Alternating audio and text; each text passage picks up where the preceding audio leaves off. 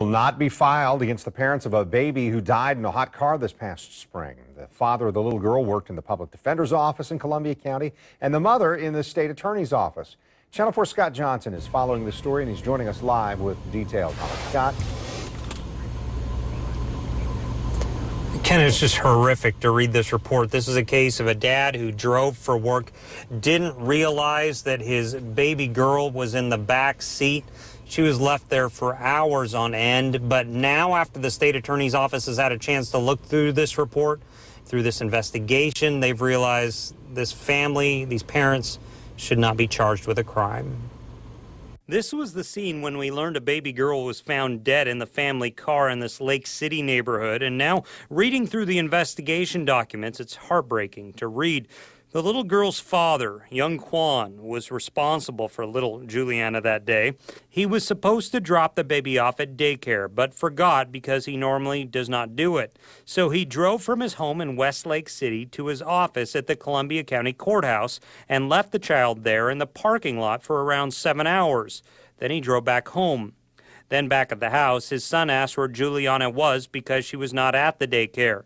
At that point, police were called as they realized Juliana had been trapped in the car all day. She had overheated so much that the child's skin was peeling. It's really sad because there was one of at least 10 things that, if any one of about 10 things had happened a little differently, to the point where he simply forgot the child was in the car, probably would not have happened. I spoke with the state attorney's office out of Gainesville. They were called in to investigate it as an independent agency because the Quans work in the Columbia County criminal justice system. They say this was a tragic accident and there was no negligence or ill intent. Mr. Quan was not under the influence of alcohol. Mr. Quan was not intentionally leaving the child in the back of the car to go do some errands or anything like that.